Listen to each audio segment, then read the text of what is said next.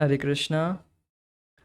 तो आज हम कृष्ण भावनामृत की प्राप्ति इस पुस्तक से दूसरा अध्याय मानव योनि अथवा पशु योनि का चयन, इस अध्याय का आज दूसरा दिन है।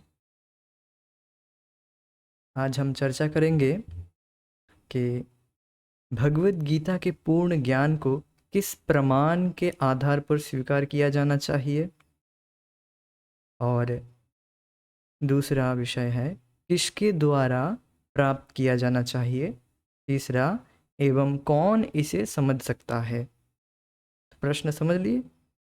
भगवत गीता के पूर्ण ज्ञान को किस प्रमाण के आधार पर स्वीकार करना चाहिए, क्यों हम भगवत गीता को स्वीकार करें,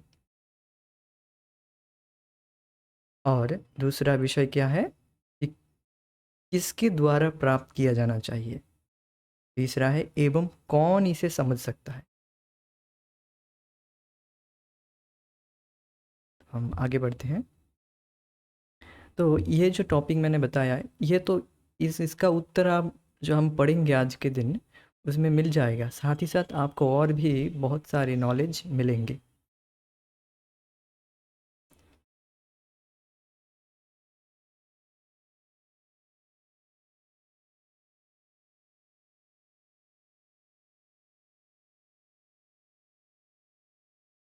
तो यदि हम ज्ञान प्राप्त करना चाहते हैं तो वह निश्चय ही एक उच्चतर स्रोत से प्राप्त होना चाहिए जो उक्त चार अपूर्णताओं से आबद्ध नहीं हो। तो चार अपूर्णता क्या है आप जानते होंगे, हमने पिछले दिन चर्चा किए थे। बद्ध जीव के जो चार अपूर्णता है कि वह कमिट मिस्टेक, वह गलती करता है। दूसरा, वह धोखा करने की प्रवृत्ति रहता है। और इंद्रियां अपूर्ण है। और चौथा क्या है?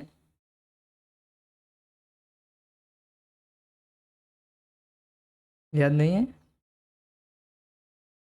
चौथा है कि अ, ठगने की प्रवृत्ति। फिर से एक बार रिवाइज करते हैं। देखिए, पहला है कि ही कमिट मिस्टेक्स, गलती करता है ना। बद्ध जीव गलती करता है। और दूसरा है कि भ्रमित हो जाता है। हमने ये छोड़ दिया था ये पॉइंट। भ्रमित हो जाता है, भ्रमित हो जाता है, मोह में पड़ जाता है। और तीसरा है त्रुटि। तीसरा है ठगने की प्रवृत्ति, जो सबसे भयंकर बताया गया था। और चौथा है इंद्रिय अपूर्ण है।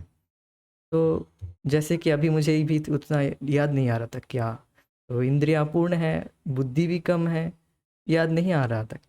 सच में कलयुग की ये दशा है। किंतु एक विषय हमने कल जब विषय पर जोर दिया था कि ठगने की प्रवृत्ति नहीं है। याद नहीं है, ठीक है, कोई बात नहीं। आपको याद नहीं है, कोई बात नहीं। बस बट आपका जो इंटेंशन है, उद्देश्य है कि हम भगवान के प्रसन्नता के लिए कथा करें और सिद्धांत सही सही रखना चाहते हैं। ऐसा नहीं कि बिल्कुल उल्टा फुल्टा सिद्धांत बता देंगे, ये नहीं। सिद्धांत में स्ट्रिक्ट रहेंगे। आपको कुछ याद नहीं तो ठीक है, आप स्किप कर सकते हैं। हाँ, तो ये बात है। किंतु भगवान के विषय में ऐसा नहीं। देखिए, तो बद्धजीव इस तरह से गलती करता है, ये चार अपूर्णता है।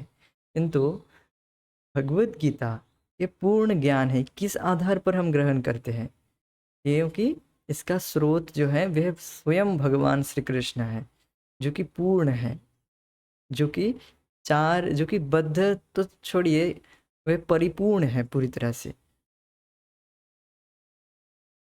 और वे भगवत गीता के सर्वोच्च अधिकारी प्रमाण हैं, और वे अनेक ऋषि मुनियों के द्वारा पूर्ण ज्ञान के अधिकारी के रूप में स्वीकार किए गए हैं। जो लोग वैदिक साहित्य के गंभीर अध्येता है, वे प्रमाण को स्वीकार करते हैं। तो देखिए, जो वैदिक साहित्य के गंभीर अध्येता है, जो जिनका इंटेंशन है कि हम भगवत प्राप्ति करना चाहते हैं, भगवान के धाम को जाना चाहते हैं, इस भौतिक जगत से छूटकर, इस भौतिक जगत से बाहर निकलकर हम अपने जो रियल होम है, back to home, back home, back to Godhead, हमें अपने रियल होम, वास्तविक घर जाना है। हम तो तथाकथित घर में हैं अभी। तो जो व्यक्ति है अर्थात आत्म साक्षात्कार, अपने अपने आप को जानना चाहते कि मैं कौन हूँ, मेरा संबंध क्या है भगवान से, तो इस विषय में इंटरेस्टेड है, वह गंभीर अध्येता है। और वह व्यक्ति प्रामाणिक आधार पर ज्ञान को ग्रहण करेगा। प्रामाणिक आधार क्या है? वह चार संप्रदाय में ही रहेगा, वह संप्रदाय से बाहर नहीं जाएगा। अर्थात वह देखेगा कि ये प्रामाणिक संप्रदाय से मैं ज्ञान ले रहा हूँ कि नहीं, चेक करेगा क्या यह ज्ञान भगवान से आ रहा है। ही विल चेक इट, क्या यह ज्ञान भगवान, क्या यह संप्रदाय भगवान से शुरू हो रहा है, आप देखिएगा। देन आप उन संप्रदाय से ज्ञान ले सकते हैं। जैसे हमारा संप्रदाय है कि ब्रह्म मध्य गौड़ीय संप्रदाय, अर्थात ब्रह्मा जी को डायरेक्ट भगवान ने ज्ञान दिए थे, और फिर ब्रह्मा जी ने नारद जी व्यास देव जी को ज्ञान दिए। तो इस तरह से गुरु परंपरा में जो गंभीर अध्येता है, वह गुरु परंपरा में ज्ञान स्वीकार करते हैं, वह इधर उधर से नहीं सुनता।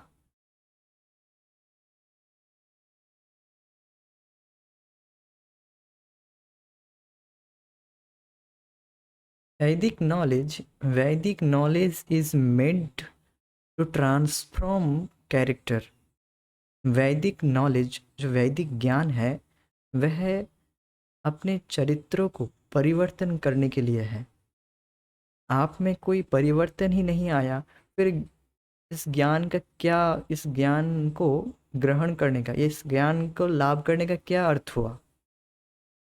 जैसे प्रभुपाद जी कहते हैं आर्म चेयर फिलोसफी, एक हाथ में वेदांत, एक हाथ में सिगार।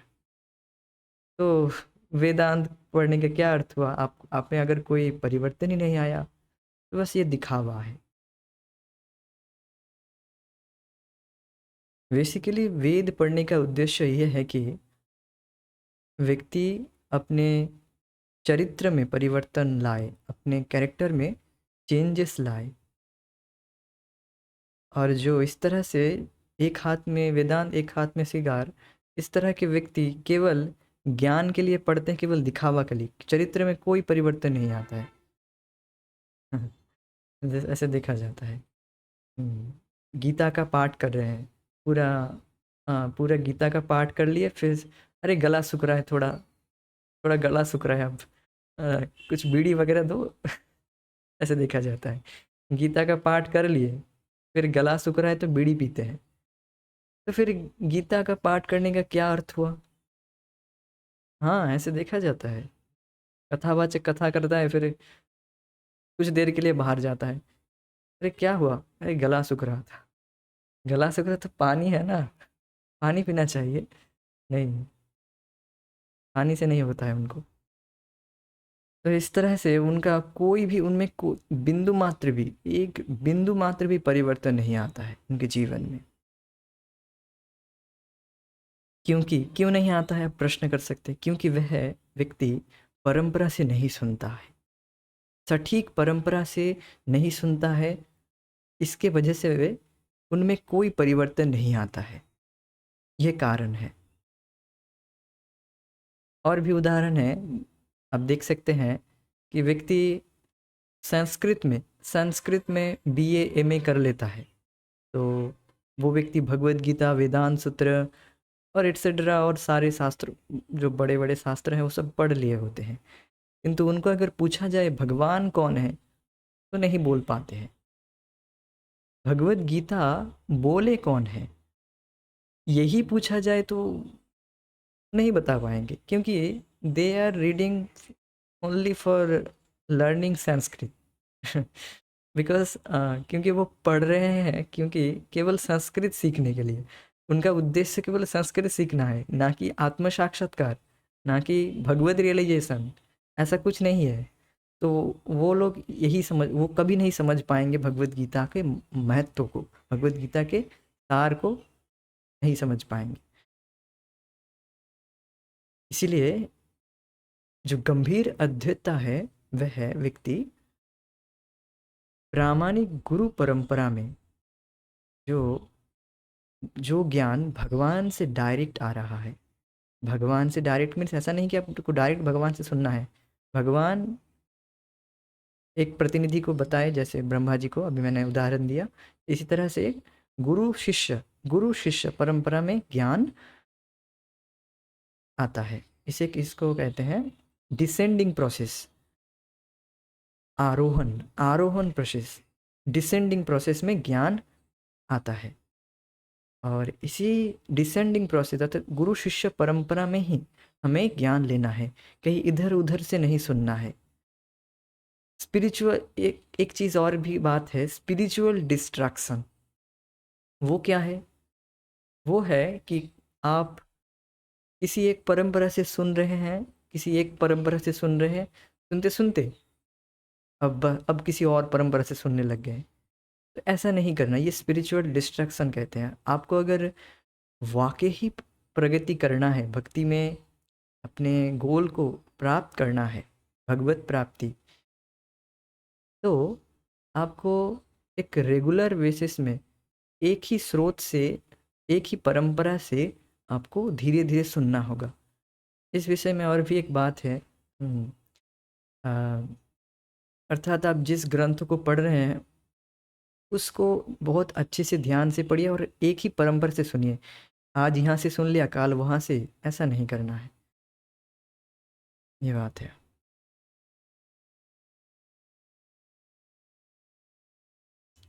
तो यहाँ पर जो बताया गया है कि जो गंभीर अद्वैता है वे प्रमाण को स्वीकार करते हैं। प्रमाण क्या है?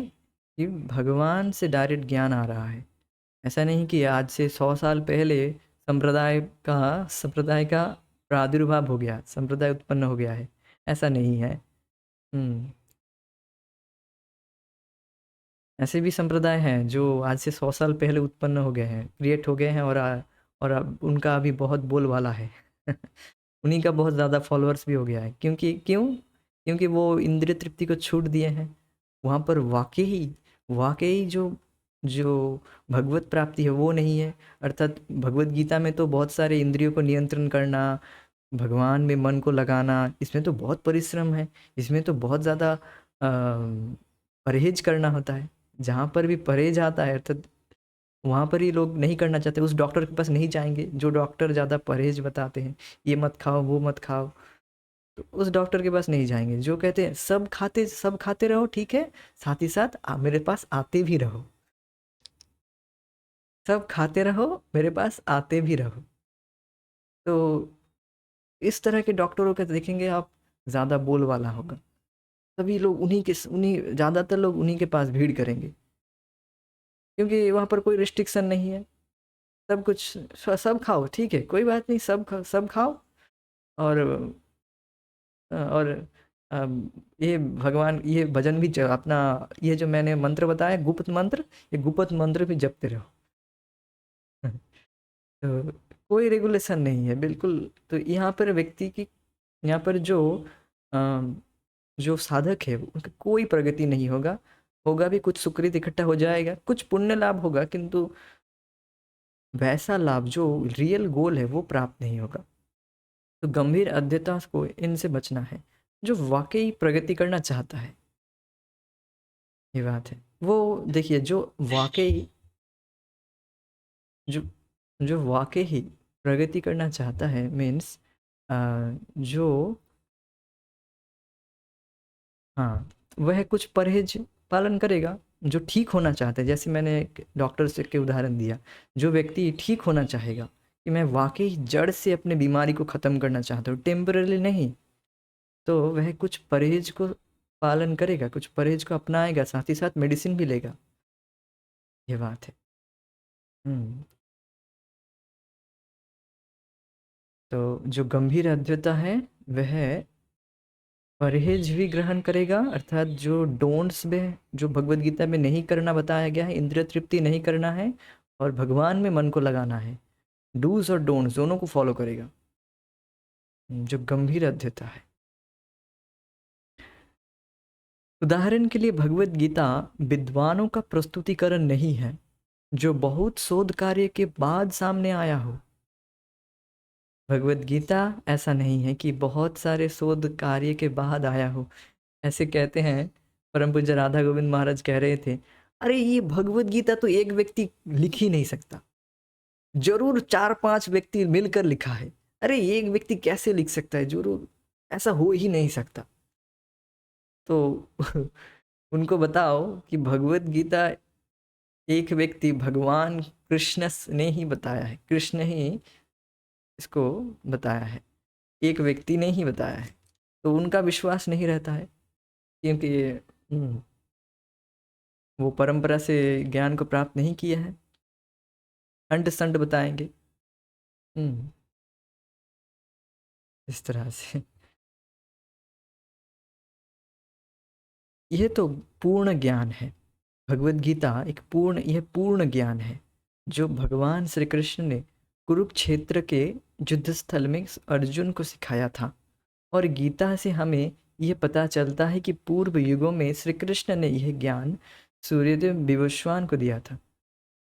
तो देखिए, भगवान श्री कृष्ण ने कुरुक्षेत्र के युद्ध स्थल में अर्जुन को यह ज्ञान दिए थे।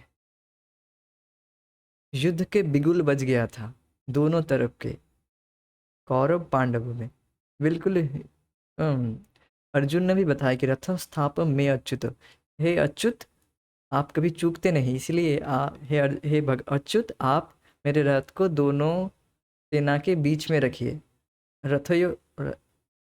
रथ को दोनों सेना के बीच में रखिए, मैं जिससे देख पाऊँ कि सब कौन कौन आए हैं युद्ध में। तो बिल्कुल रेडी थे सब, युद्ध बिल्कुल युद्ध होने ही वाला था, बिगुल बिगुल सब बज गया। हाँ, दोनों तरफ के शंख सब कुछ बज गए थे। देन फिर अर्जुन ने अपने गांडीव धनुष को उठाया कि अभी थोड़ी देर के लिए युद्ध को रोकिए। अर्जुन ने बोला है तो महान योद्धा है, सब ने ठीक है, कुछ दिक्कत हुआ है, कुछ गड़बड़ हुआ है। तब भगवान दोनों युद्ध स्थली के बीच में 45 मिनट में ये ज्ञान प्रस्तुत किए। तो सोचिए, अभी तो युद्ध तो नहीं हो रहा है ना, अब तो बिल्कुल शांति से आप सुन रहे हैं ना कथा। तो सोचिए, भगवान ने युद्ध स्थली के बीच में यह ज्ञान दिया। तो यह इस ज्ञान के कितना महत्व है, और वह ज्ञान विश्व का सर्वश्रेष्ठ ज्ञान बन गया। यह भगवान के भगवत्ता को दिखा रहा है कि भगवान कितने महान हैं, ये बात बताया जा रहा है कि जगत में जो ज्ञान है, जो तथाकथित ज्ञान है, वो तो घंटे घंटे शोध कार्य के बाद फिर भी उसमें गलतियां ही गलतियां हैं। और भगवान ने युद्ध स्थली के बीच में, युद्ध होने वाला है दोनों दलों के बीच में, उसके बीच में ज्ञान प्रस्तुत कर दिए, जो ज्ञान पूरे विश्व में विख्यात हो गया है। सोचिए, भगवान के भगवत्ता, ये है भगवान के भगवत्ता।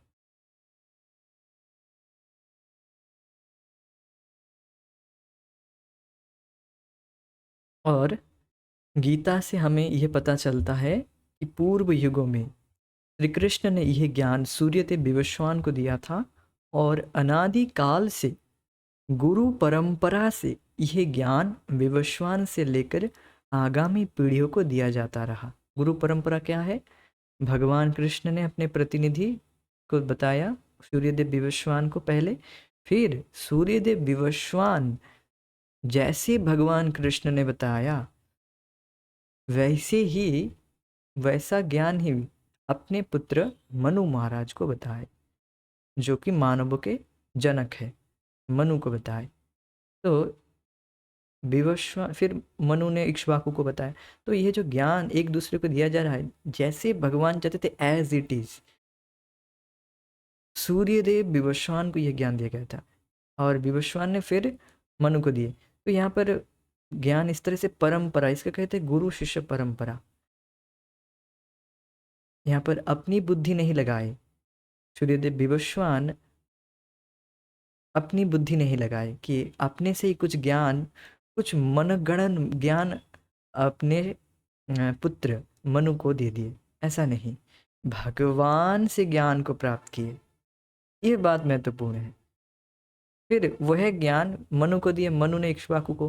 तो इस तरह से जो भगवान से डायरेक्ट ज्ञान आ रहा है वो ज्ञान तरह से हस्तांतरित हो रहा है। हमने पहले क्लास में सुने थे कि गुरु शिष्य परंपरा में हम ज्ञान को केवल हस्तांतरित करते हैं, उनमें कोई चेंज नहीं लाते।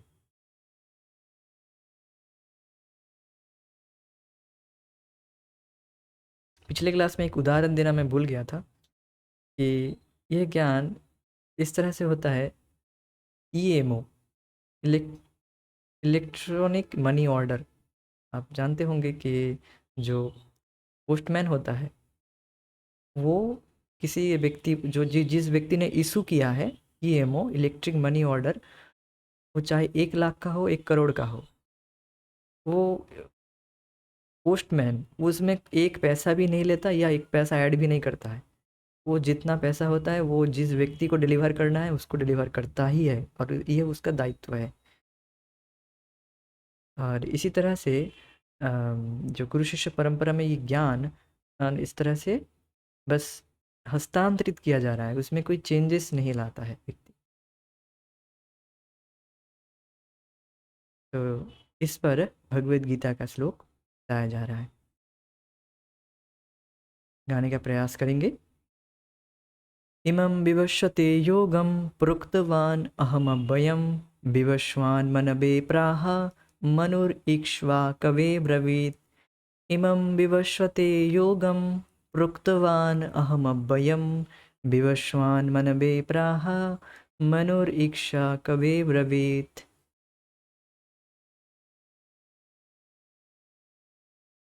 तो इमं विवस्वते योगम, इमं यह इस योग को, इस ज्ञान को, इमं विवस्वते योगम इस ज्ञान को मैं विवस्वते विवस्वान सूर्यदेव विवस्वान को दिया।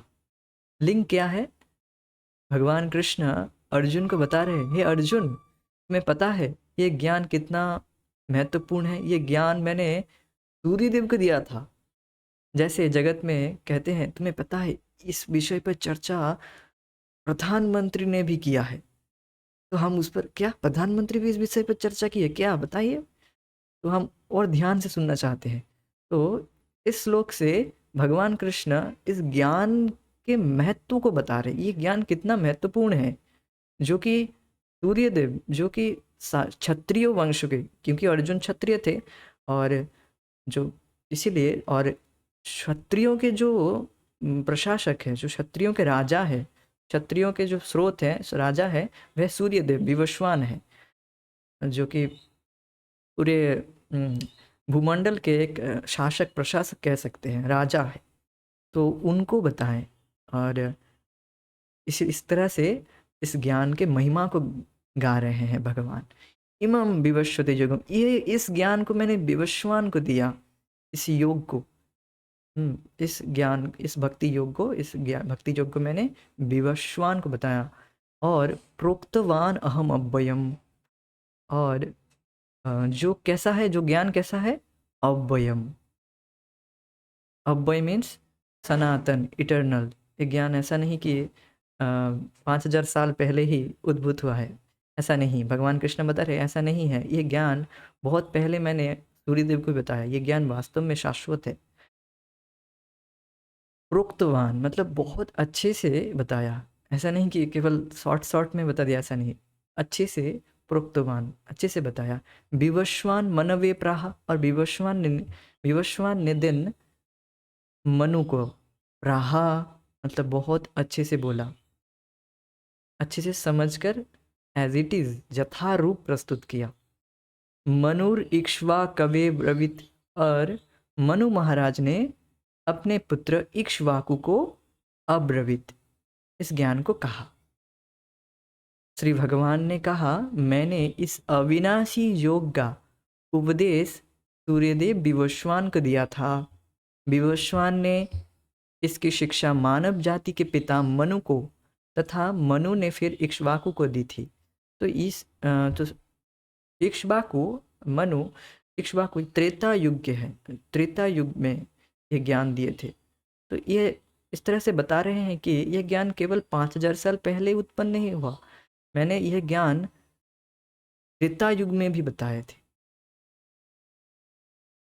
यदि हम गीता का अध्ययन आधुनिक शिक्षा से अर्जित ज्ञान से या अपने मस्तिष्क की कल्पनाओं के अनुसार करने लगे तो निश्चित ही हम त्रुटि करेंगे। तो अब बताया जा रहा है कि भगवत गीता के ज्ञान को किस तरह से ग्रहण करना चाहिए। आधुनिक ज्ञान से अर्जित आधुनिक शिक्षा से अर्जित ज्ञान से या मस्तिष्क की कल्पना के अनुसार करने लगे तो निश्चय ही हम त्रुटि करेंगे, क्योंकि आधुनिक जो शिक्षा है वह वास्तविक शिक्षा नहीं देता है। वास्तविक शिक्षा क्या है? शिक्षा शिक्षा तभी कहा जाएगा जब उसमें उस शिक्षा व्यवस्था में जन्म मृत्यु से बाहर निकलने का ट्रिक तरीका बताया जाएगा, उसी को वास्तविक शिक्षा बता के कहा जाता है। किंतु आधुनिक शिक्षा में तो ऐसा नामो निशान भी नहीं है।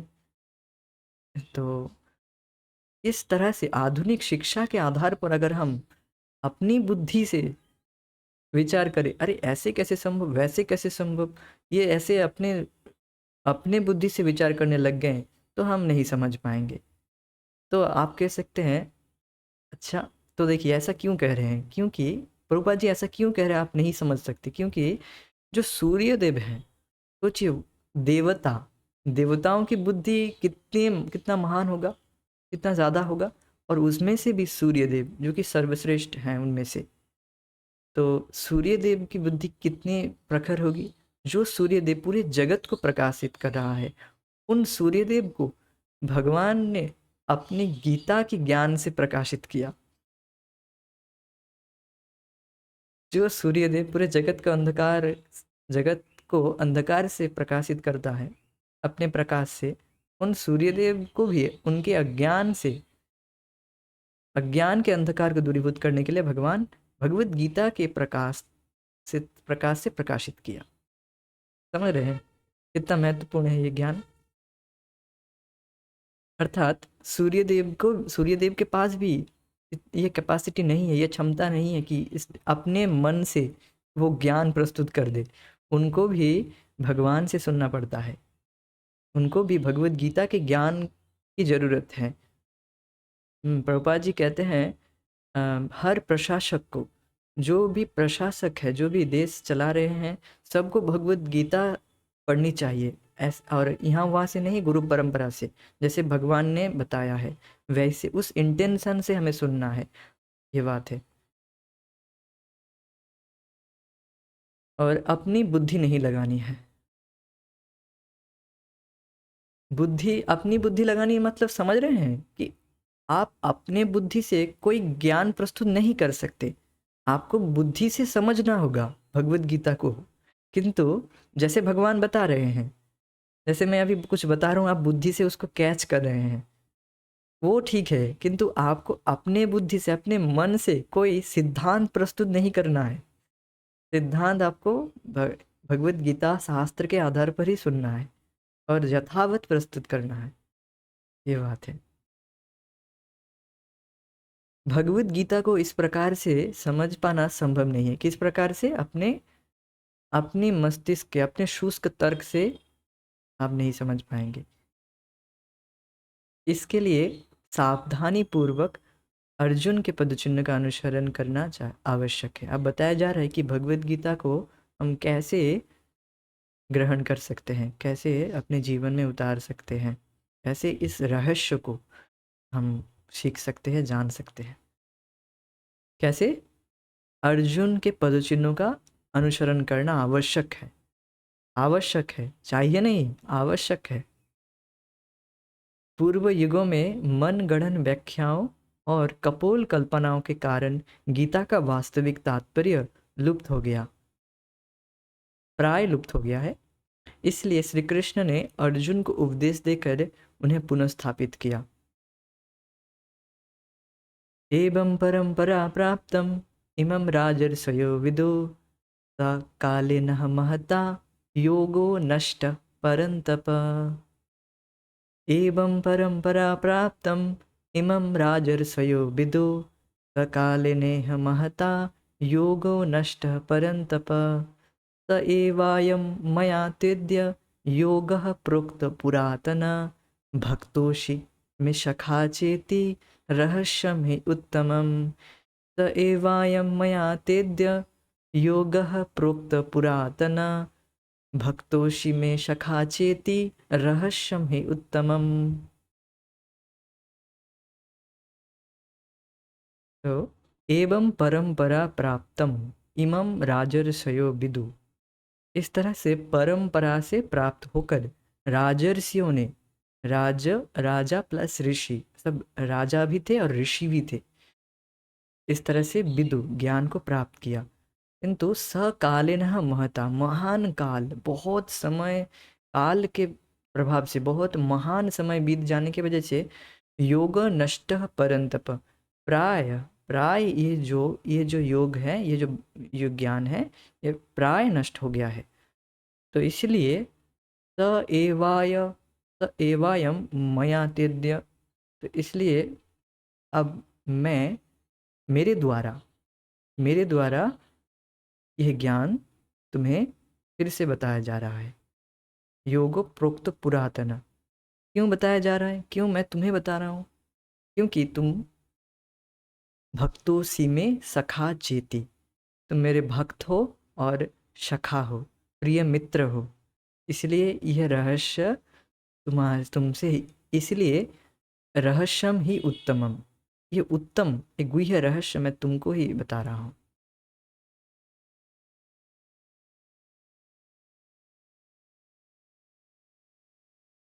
हे परंतप अर्जुन, यह परम विज्ञान इस प्रकार गुरु शिष्य परंपरा के द्वारा प्राप्त हुआ और राजर्षियों ने इसी विधि से उसे जाना, परंतु काल क्रम से वह परंपरा खंडित हो गई, जिससे यह विज्ञान अपने यथार्थ रूप में लुप्तप्राय हो गया। परमेश्वर से हमारे संबंध का वही प्राचीन विज्ञान आज मैंने तुमसे कहा है, क्योंकि तुम मेरे भक्त और सखा हो, अतएव तुम इस विज्ञान के दिव्य रहस्य को समझ सकते हो। अतः स्पष्ट है, जो कोई व्यक्ति अर्जुन का अनुगमन करते हुए भक्ति भाव से श्री कृष्ण की ओर अग्रसर होता है, वही भगवद गीता और अन्य समस्त वैदिक साहित्यों का तात्पर्य समझ सकता है। तो आप समझ रहे होंगे कि कैसे हम भगवद गीता को समझ सकते हैं। हमें केवल अर्जुन के अर्जुन के पदचिन्ह, अर्थात अर्जुन भगवान के भक्त हैं, भगवान के सखा है। आप कह सकते हैं हम तो अभी पूरी तरह से भक्त नहीं बने, पूरी तरह से, और सखा तो बहुत दूर की बात है। ठीक है, आप अभी भक्ति के तो मार्ग में है ना, यही बहुत बहुत बड़ी बात है, बहुत महान बात है। तो इसलिए आप उस पदचिन्ह में हैं। आप अर्जुन की तरह तो बिल्कुल नहीं हो सकते, या हम भी नहीं हो सकते अभी, किंतु हम अर्जुन के पदचिन्ह में हैं। अर्जुन भगवान कृष्ण को भगवान के रूप में पहले से ही, भगवद गीता को सुनने से पहले से ही स्वीकार कर रहा था, वह जानता था, और उस सहज सहज ये उनका संबंध था भगवान से, भगवान के सखा है। तो इस तरह से जो भी व्यक्ति भगवान को गीता के पहले से, गीता सुनने से पहले से ही भगवान कृष्ण को भगवान मानता है, भगवान के रूप में जानता है, वह अर्जुन के पदचिन्ह पर है। वह व्यक्ति गीता को सुनने के, गीता को अपने जीवन में धारण कर सकता है। और हमें इस तरह के व्यक्ति से गीता को सुनना चाहिए, जो भगवान कृष्ण को भगवान के रूप में स्वीकार किए हैं, और इस तरह से गीता के ज्ञान को प्रस्तुत कर रहे हैं। प्रभुपाद जी कहते हैं, जो असुर हैं वह कभी भी भगवान को भगवान के रूप में स्वीकार नहीं करते। भगवान कृष्ण भगवान है, किंतु उनको स्वीकार नहीं करते। क्योंकि वह असुर हैं। असुर, वो भगवान के सुर में सुर नहीं मिलाएंगे, वो अपना सुर गाएंगे कुछ। तो इसलिए इस तरह के असुर वे लोग भगवद गीता के नाम को, भगवद गीता को यूज़ करेंगे अपने व्यापार के लिए। तो इनसे बिल्कुल नहीं सुनना है। और इस तरह के व्यक्ति भगवान के ऐश्वर्य को तो स्वीकार करता है, किंतु भगवान को स्वीकार नहीं करता है, ये बात है। और इस तरह के व्यक्ति भगवद गीता के भगवत गीता को आड़ कर, भगवत गीता के टाइटल लगाकर, भगवत गीता के श्लोकों को यूज़ करके वो व्यापार करते हैं, अर्थात अपना अपना इंटरप्रिटेशन, अपनी व्याख्या प्रस्तुत करते हैं, जहाँ पर यही बात नहीं बताई जाती कि भगवान कृष्ण भगवान है, कुछ और ही बताएंगे, कुछ अपना उल्लू सीधा करना जैसे, क्योंकि वह असुर है। तो इनसे हमें बचना है, प्रभुपाद जी अपने तात्पर्य में बताते हैं। और अर्जुन के पदचिन्ह पर हमें सम्मिसित वे में भगवान भगवान की वाणी सुनना है, तभी हम भगवत गीता को समझ सकते हैं।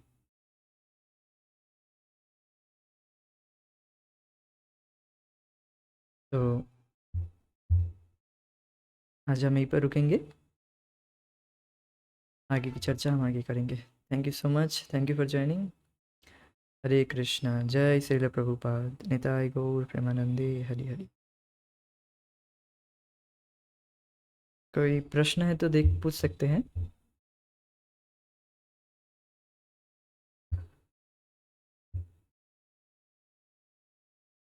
ठीक है, आज हम यहीं पर रुकते हैं। Thank you so much, thank you for joining. Hare Krishna.